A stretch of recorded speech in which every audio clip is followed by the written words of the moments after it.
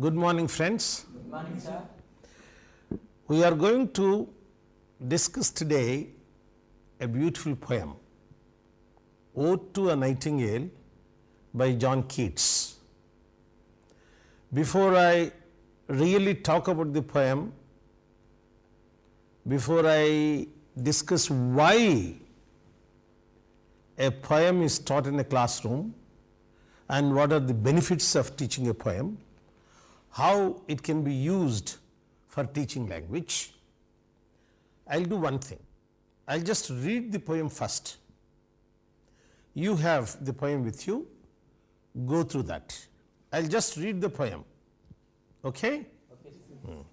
This is John Keats, Ode to a Nightingale. There is some problem with the title also. I'll discuss that later. First, I want you to get into the poetic mood. Right?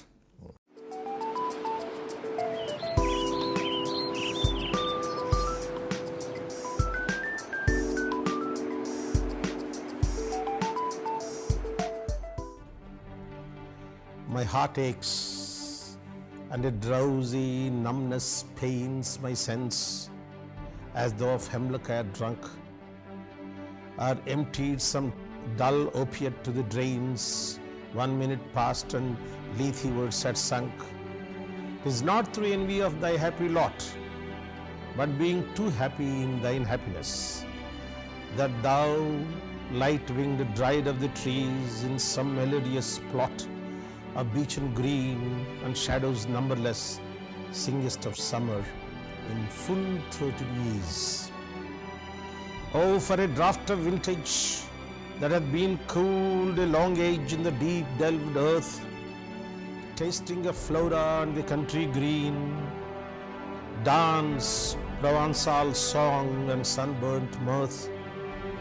Oh, for a beaker full of the warm south, full of the true, the blushful hippocrene, with bedded bubbles winking at the brim and purple-stained mouth, that I may drink and leave the world unseen, and with thee fade away into the forest dim.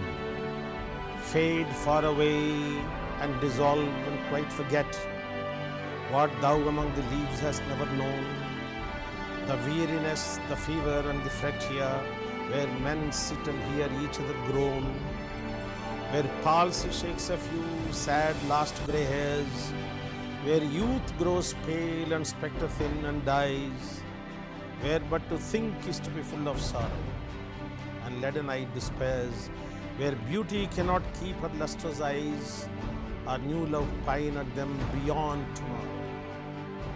Away, away, for I will fly to thee, not charioted by Bacchus and his parts, but on the viewless wings of poesy, though the dull brain perplexes and retards. Already with thee, tender is the night, and happily the queen moon is on her throne, clustered around by all her starry fares, but here there is no light, save what from heaven is breezes blown through verdurous glooms and winding mossy ways. I cannot see what flowers are at my feet, nor what soft incense hangs upon the boughs, but in embalmed darkness guess each sweet, wherewith the seasonable month endows the grass, the thicket, and the fruit tree wild, white hawthorn and the pastoral eglantine, fast fading violets covered up in leaves, and mid-May's eldest child, the coming musk rose, full of dewy wine, the murmurous haunt of flies and summer eves. Darkling I listen, and for many a time I have been half in love with easeful death, called him soft names in many a mused rhyme, to take into the air my quiet breath. Now more than ever seems it rich to die, to seize upon the midnight with no pain, while thou art pouring forth thy soul abroad in such an ecstasy. Still wouldst thou sing, and I have ears in vain, to thy high requiem become a sort. Thou wast not born for death, immortal bird, No hungry generations tread thee down. The voice I hear this passing night was heard in ancient days by emperor and clown. Perhaps the self-same song that found a path to the sad heart of Ruth when sick for home, she stood in tears amid alien calm. The same that oft times hath charmed magic casements, opening on the foam of perilous seas in fairylands forlorn. Forlorn! The very word is like a bell to toll me back from thee to my soul self. Adieu. The fancy cannot cheat so well as she is famed to do, deceiving elf. Adieu, adieu, thy plaintive anthem fades past the near meadows, over the hill stream, up the hillside, and now it is buried deep in the next valley glades. Was it a vision or waking dream? Fled is the music. Do I wake or sleep? You just tell me. You have heard me read out this poem to you. Don't look at it now. Have you already understood something of the poem? What is this poem about? I'll later tell you it is a node and what is a node and all that. As such, you take it as a poem. It is a poem. What is it about? I think this is about nature. It seems the bird is describing something. Bird is? He is describing something that which he has seen somewhere. The poet is describing about the bird something. Is a singing bird. Nightingale is like our koel.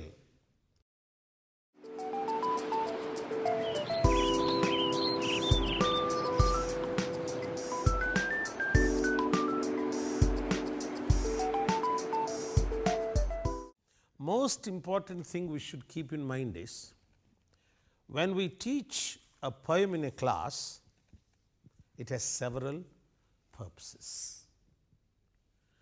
We are not great lovers of Keats or Shelley or Shakespeare, but we teach them here because they have much to offer. What is that these poems offer to us? After intermediate, when we come to degree course, we are already 17 plus, right? So, we know much about the world. We have already had enough of exposure to English language. Then these poems become very important. A, to reinforce what you have learnt as far as the language is concerned. So, a poem can be used to strengthen our language, strengthen our English, one thing. Number two, our brains are already adult brains, thinking and imagining a lot. A poem helps us strengthen our imagination. We will not talk about only what is available in the surroundings, we go beyond it. There is a very beautiful expression of Coleridge, another poet, willing suspension of disbelief. When we read a poem or a play, or when we see a movie, we know this is all created, a piece of art, but for the time being we are willing to believe it. That is willing suspension of disbelief. We get rid of the disbelief for the time being. That is the strength of the poem. If the poem can take you with it, with itself, the poem has been successful. So, one thing, we enrich our language. Number two, we enrich our imagination. Number three, connected with number one, enriching our language means enriching our vocabulary, enriching our grammar, and mainly stress patterns of the English language. Your pronunciation will become stronger if you listen to good recitation of a poem. So, these are the pedagogic uses of teaching a poem. The poetry is not just taught because we are reading about the history of Delhi, history of Hyderabad, history of Telangana, history of Bengal. No, it is not for purpose of history. It is not about Keats proper per se. The whole idea is enjoy the poem. Along with enjoyment, this is like food. You take tasty food, but it should also give you nutrition. It should make you strong. A good poem you will enjoy, but also you will enrich your language. So that is what you should look for. That is what I am going to do when I take each stanza. Right? So first thing, we have understood why we study a poem in the classroom or for examinations. And mind you, when they ask questions in the examination, they are not just testing your memory of the poem, they are also testing your ability to write, your ability to use the words correctly, your ability to write grammatical sentences. This we call discourse construction skills. Are you able to spell your words properly? Are you able to use proper punctuation marks? Are you able to use sentences with proper connection between them? So you write one sentence and next sentence is not connected, then we say is not a good discourse. A discourse should be properly connected. And mind you, the examination tests your ability to think and present, not just remember. For example, this poem, if you just take a guide and memorize the answers, you don't really learn anything. If you understand the poem thoroughly and if you create your own discourse in your thinking, you can write better. That is why once you come to BA level, you should not depend on guides. You should properly understand what is taught, whether it is grammar or a poem or a prose or a play.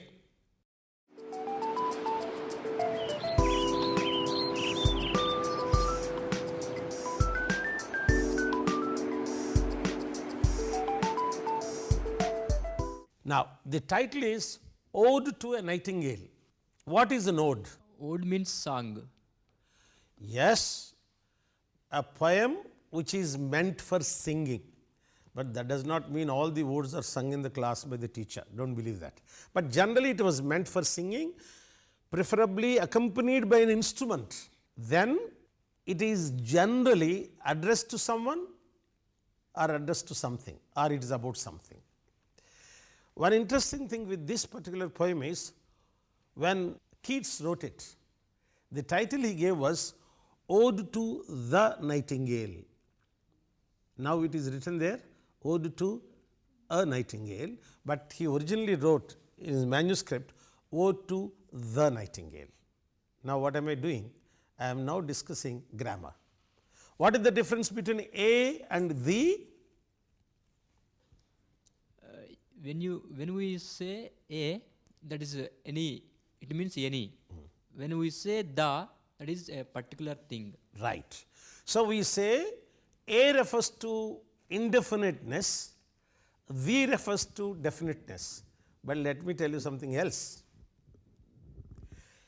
A and the have one common value, namely the generic value. That is, the noun, if it is preceded by a or the, is referring to the whole class. Both a and the do that job. I want a banana. A banana is bad for diabetics. That is the fruit which is called banana. Generic is a generalized thing. Similarly, the banana is very rich in sugar, glucose. Again, it is generic. So in this meaning, generic meaning, a and the have more or less the same meaning. And now there is something more important when it comes to a poem. A poem is never about a particular person or particular thing, though the subject matter is about the particular thing, about this particular person. A piece of literature makes it universal. Only then it stands the test of time. You understand that? See, if you write about a prince of Denmark, Hamlet, then a short lesson in a history book is good enough. But a play by Shakespeare on Hamlet, anyone could be Hamlet. So, it is a universalization of an idea. So, actually what happened was, Keats was supposed to have heard a nightingale sing. If it is only, I heard a beautiful bird singing yesterday, that could have been a news item in some newspaper. No, here is a poet who generalizes, who universalizes, in which case it is no longer definite. It is also definite when he heard it. When he heard this song, is a particular nightingale. When every nightingale sings the same beautiful way, why a particular nightingale? So, universalize it. So, either way is possible. A nightingale is all right, the nightingale is all right. So, the very title gives us a beautiful opportunity to discuss the grammar of A and the. That is what I was telling you. Teaching a poem enriches our grammar.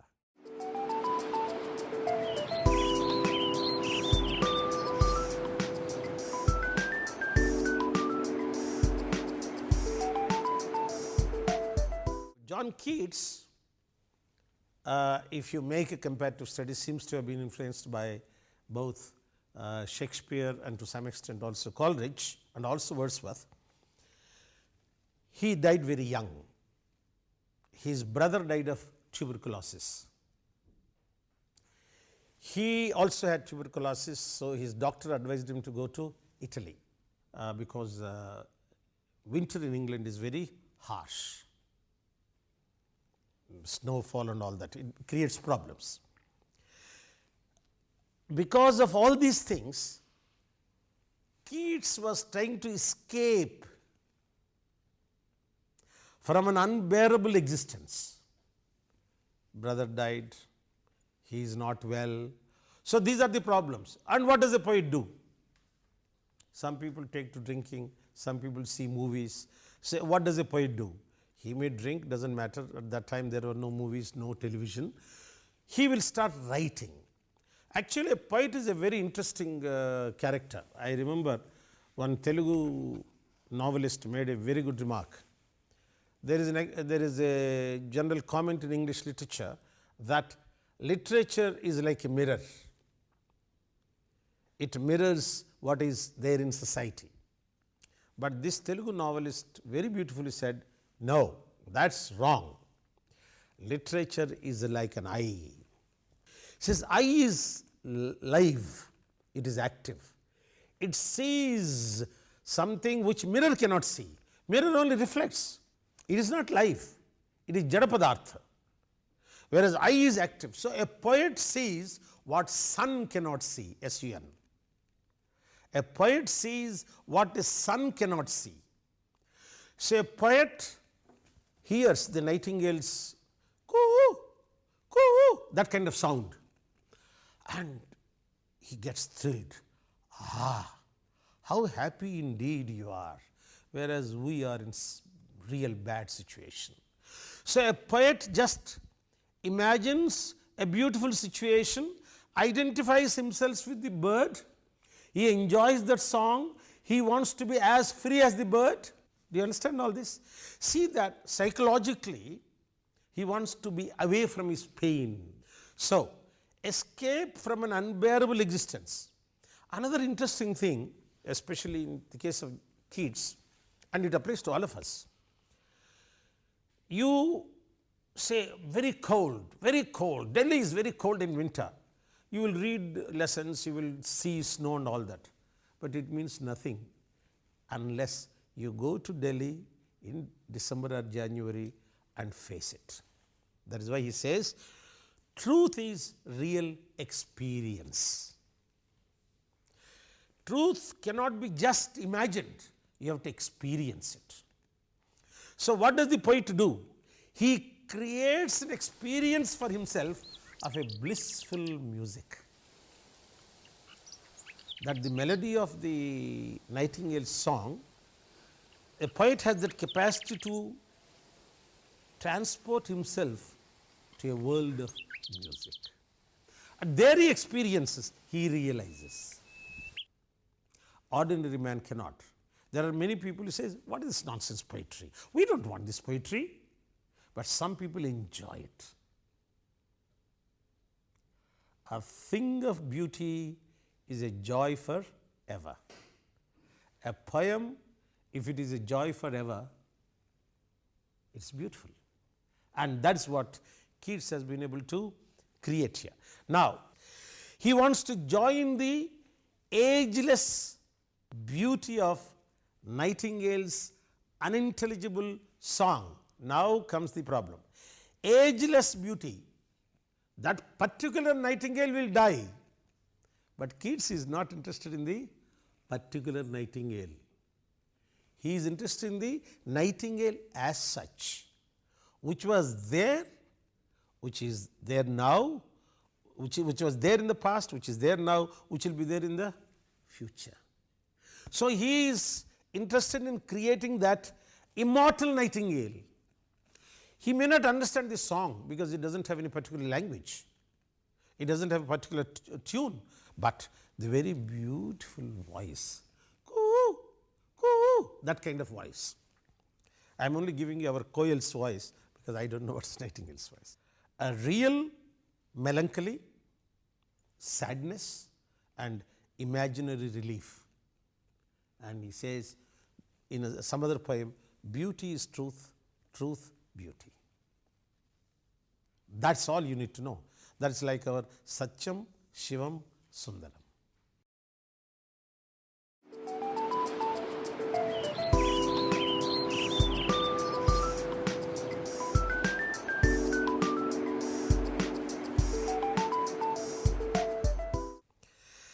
And there is a concept called OBE. In English or in any language, these abbreviations mean different things. When you say so and so was awarded OBE by the Queen, that means Order of British Empire. But that's not what we are talking about. This is something else. I am just giving you the point. An abbreviation may stand for several things. OBE, one point it stands for is one phrase, Order of British Empire. But here OBE stands for out of body experience. Out of body experience, OBE. Keats leaves his suffering body, gets away with the Nightingale, enjoys its company, enjoys its music, and in the last stanza, suddenly he says, I have to come back. I am back in my own world. So this is called out of body experience. See, willing suspension of disbelief. That is, if you say, what nonsense, this music of the bird, this Nightingale's voice, I am suffering. Now you are not a poet. A poet can get out. Kind of doubling. He comes out, sees so many beautiful things and suddenly says, no, I have to go back. He comes back. When he comes out, he floats upwards, feels. There is an interesting thing here. There are many people who had traumatic experience, accident or something. They think almost they are dying. Then it seems they feel as if they are coming out of the body, entering into some kind of a tunnel with a lot of light. This has been recorded as experience of the people who were about to die and who came back. So someone, either under the influence of liquor or a drug or something, he floats upwards but feels he is near death. Here death means you are seeing a different tunnel with light and something else. Death from this particular body. And suddenly he realizes, no, I have to come back. And then says, why, what happened? Was I dreaming? Or Was it some kind of illusion? Was it some kind of hallucination? You know, drugs give you hallucination, and that is how the poem ends. So, Keats gives us a beautiful experience of a fantastic poet who, from a suffering situation, offers himself a chance to float with the bird, to enjoy the music, and then towards the end suddenly something says, anyway, this is only imagination. That is what happens in our dreams. In the case of a poet like him, it is not a proper dream. He is not fast asleep.